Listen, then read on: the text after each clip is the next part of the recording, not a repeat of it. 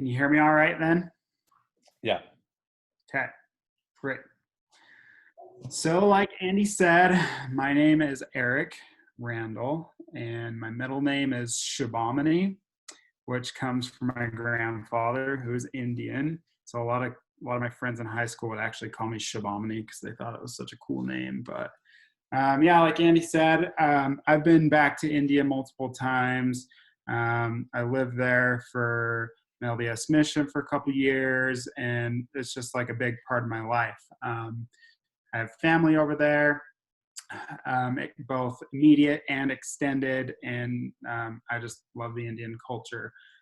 But what Mr. Rollins asked me to talk about is some of the effects that I've seen while I was over there of British imperialism. And I always like to, so I can't see your slide. Is the slide up?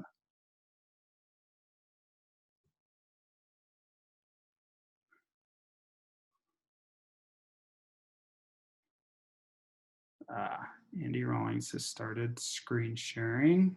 There we go. Yep. So, one of the biggest, most well-known icons of India is the Taj Mahal. And so I always kind of like to start with a little just spiel about the Taj Mahal and then get into some more of the effects of British imperialism.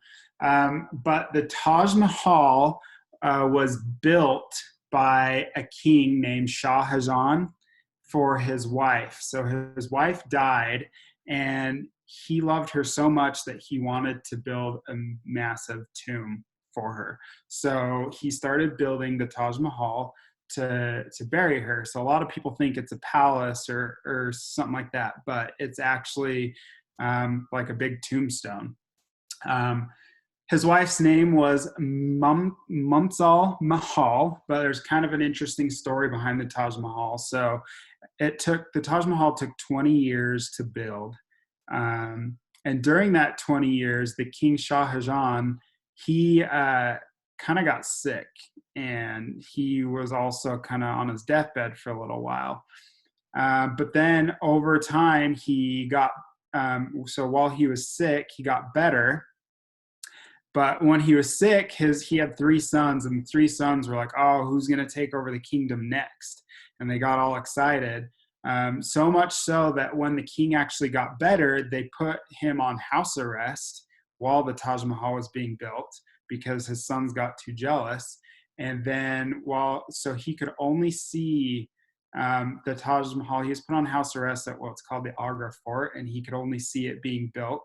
But they say that especially when he was towards the end of his life, because he ended up dying in house arrest, which is really sad. He was under house arrest for like 7 years, and in his last times he couldn't move, and so he had a little mirror placed in his house, in his room where he was under house arrest, so he could see the reflection of the Taj Mahal across the river, which was actually kind of sad.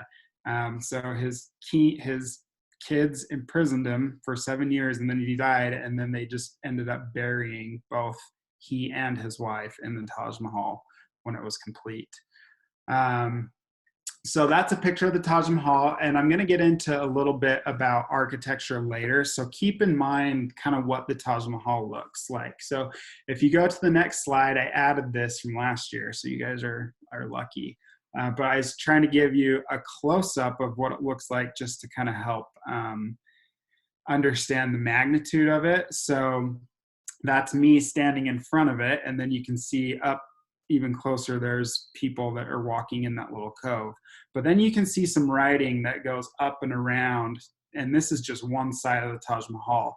And those are inscriptions from the Quran.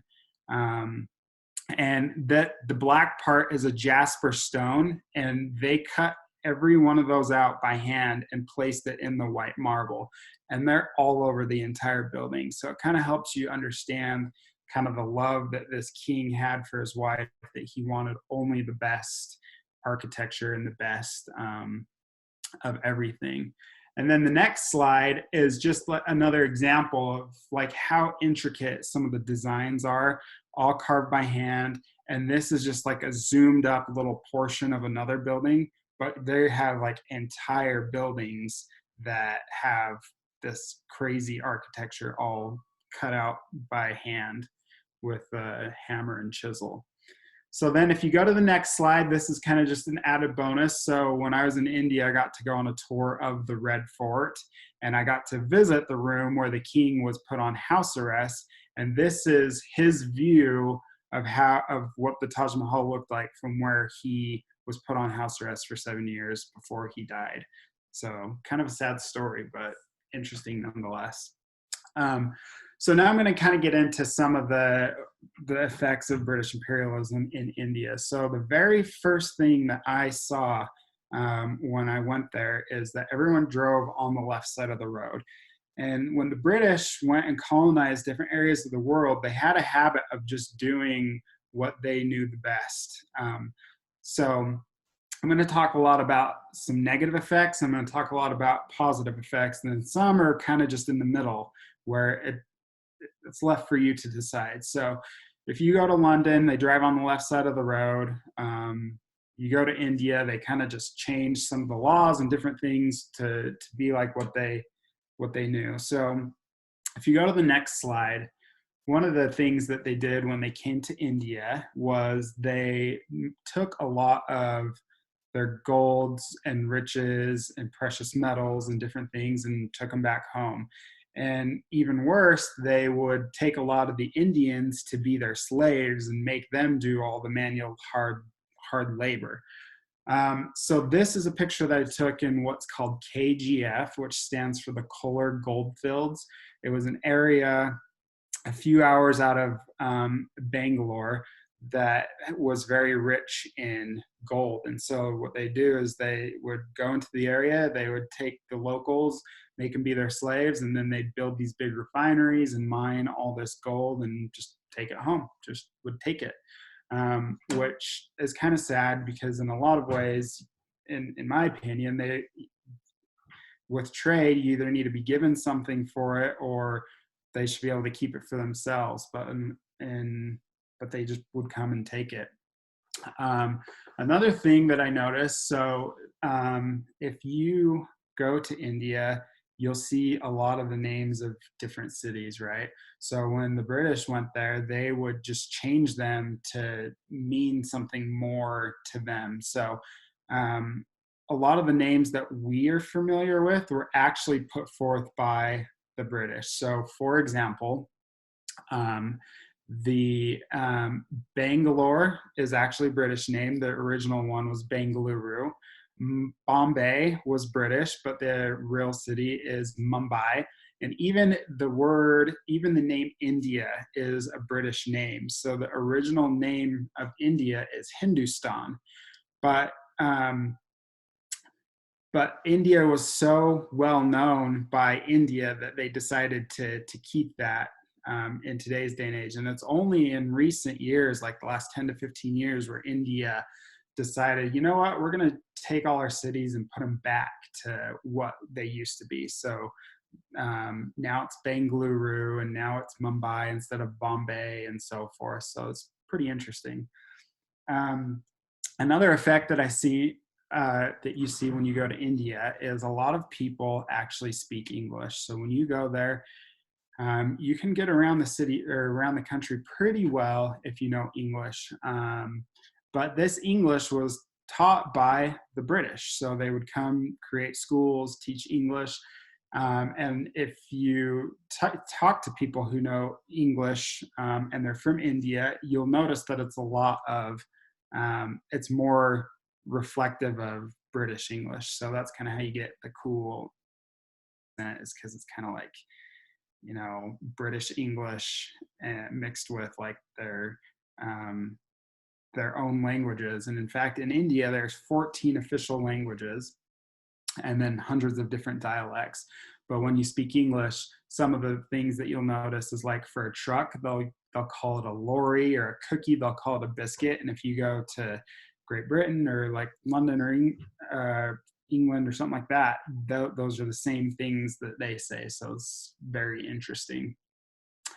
So if you go to the next slide, I want to talk a little bit more about architecture. So when the British came, they built a lot of different buildings.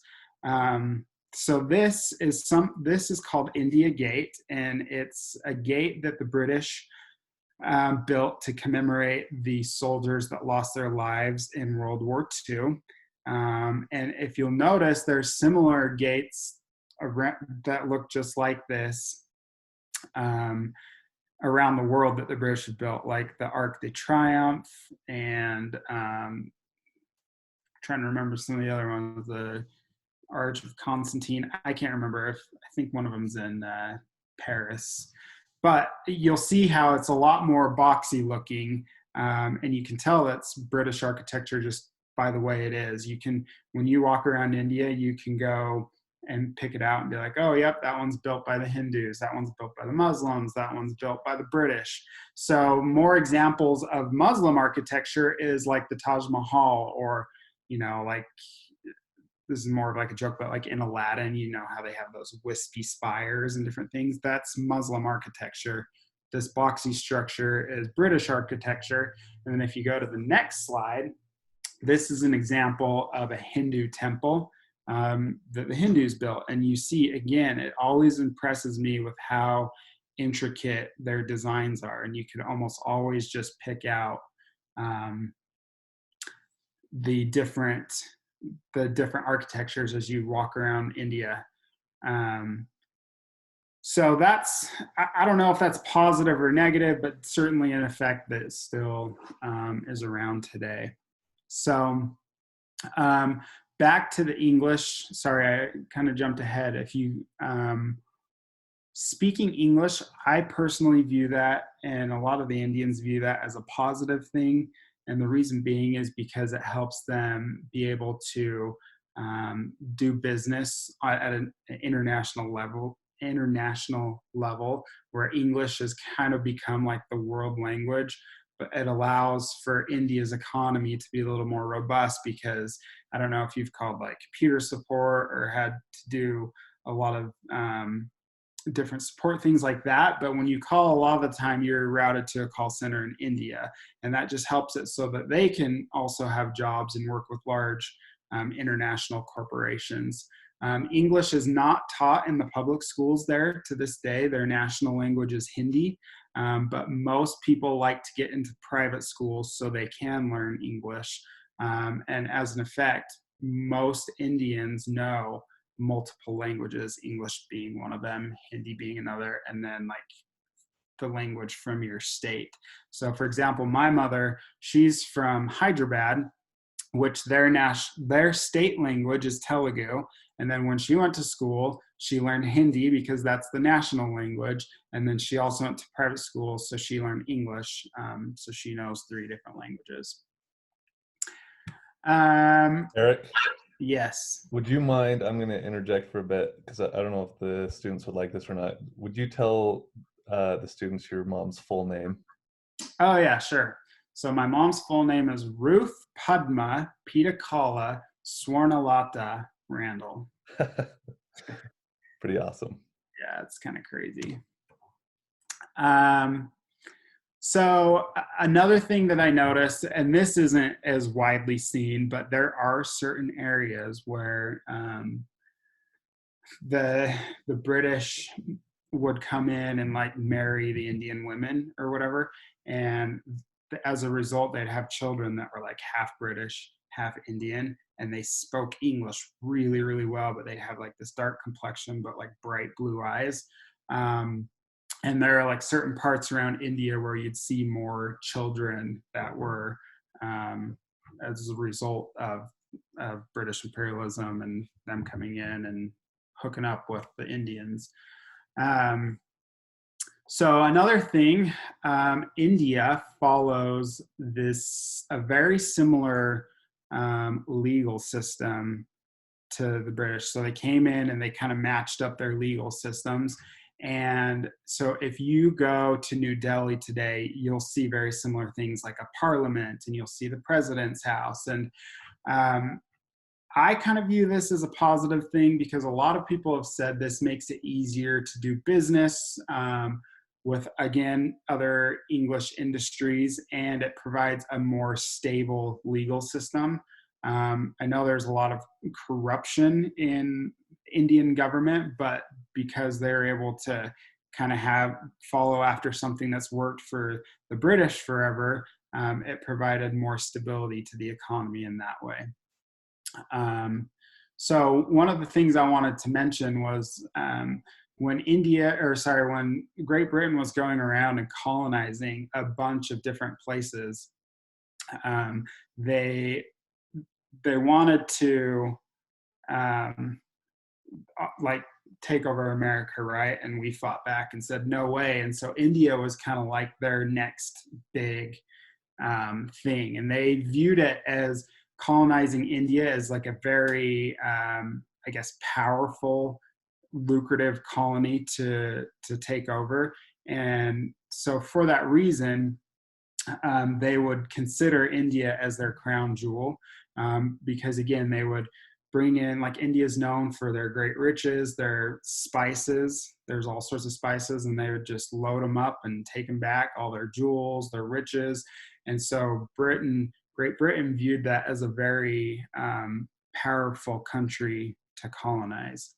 Um, One of the sad things, though, is when the British left, it took India a very long time to come out of poverty. And I'm not saying that Great Britain's the only reason they were in poverty, but it certainly didn't help. And in fact, like, a lot of the cities are booming industry now, but if you go into a lot of the little villages, it's still very tough for them to come out of that poverty that was, I guess, promoted by Great Britain coming in and taking over. Um, so I talked a little bit about how they took their riches and their jewels and stuff. Like, some of their buildings actually had jewels like placed in them, and they would come and get, knives or whatever and pop them out. And I was trying to find a picture. I had up a picture somewhere where you can still go around to this day and see little holes of where beautiful, like, rubies and jewels used to be in their palaces, but they popped them out and took them away, which is kind of sad. But one of the most notable riches that they took was called the Imperial Crown Jewel of India, which was a massive diamond. I can't remember how many carats it is off the top of my head, but the thing is huge, right? And they took it back and presented it to the queen, and to this day, that crown jewel is in a museum in London. You can actually go see it. And I had an opportunity more than a few years, I guess, to go through that museum, and it was kind of cool to see that crown jewel. And there have been recently some politicians that tried to get it back, but it's been unsuccessful, and it's kind of in a good resting place deep in the museums of London, England.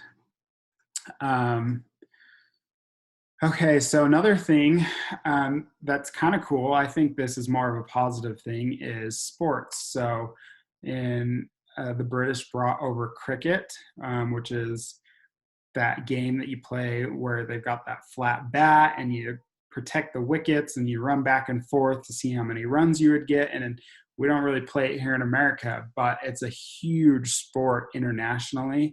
And in fact, the India national team is one of the best teams, and they've won the World Cup multiple times. Their biggest rival is Pakistan. And when the India national team plays, it's bigger than the Super Bowl, where everything in the streets will stop. People will crowd around TVs. They're very, very proud of their India national team. And I kind of view that as a positive thing that the British brought over.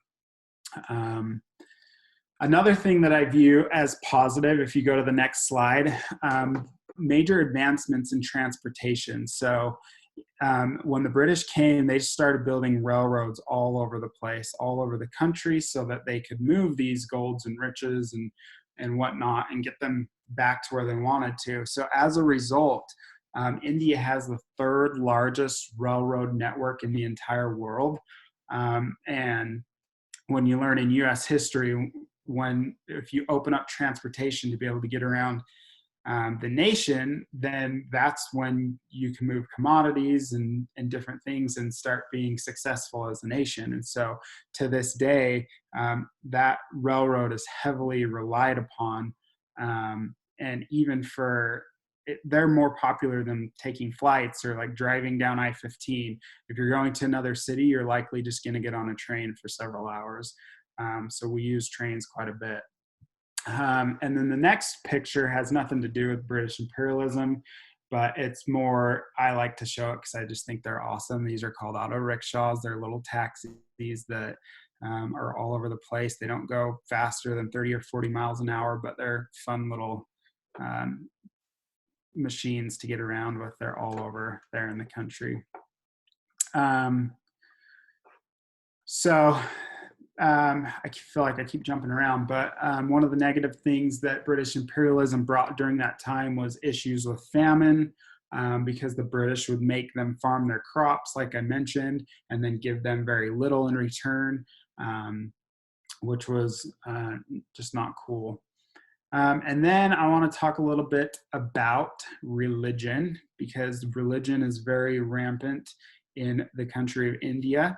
They're predominantly Hindu, but when the British came in, they would bring their Christian missionaries in, and they would start, converting and teaching Christianity. And as a result, there's about 2 to 4% Christianity in India still today, which in a country of 1.6 or 7 billion people is a ton. So you can go around and see major Christian churches all over. And if you go to the next slide, I think this is a cool example of what it's like today. So in this area, there was, I found this off to the left, there's this Hindu temple, and literally it almost looks like they're touching, but if not, it's like less than an inch. You'll see your Christian shrine, so that people can go into one or the other and worship. And certainly different parts of the country are more heavily influenced by Christianity than others, but it's definitely all over the place. And then you can't talk about India without talking about one man named Mohandas Mahatma Gandhi. He kind of led the revolution to promote unity and peace between the Indians and the British, and he encouraged the Indians to rebel, but by doing it peacefully. So he would encourage them to not buy their products or to attend British schools, or to pay British taxes. And since the British have been cast out, the Indian economy has been one of the fastest growing economies in the world, still is today, heavily influenced in the medical field, in the tech sector, in engineering fields, all over the place. So I added one last slide. If you go to it, that is a memorial of where Mahatma Gandhi was shot. And if you go there today, it'll even show his last footsteps. He was murdered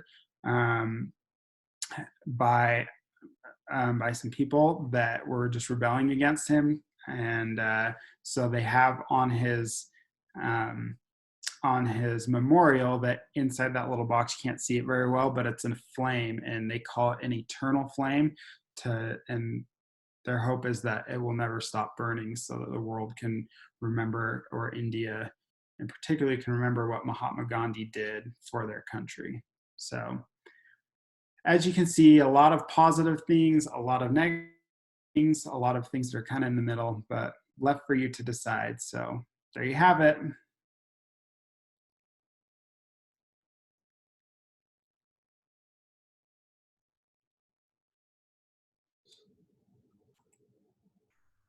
Okay, thank you, Eric. Let me stop the recording here for a sec.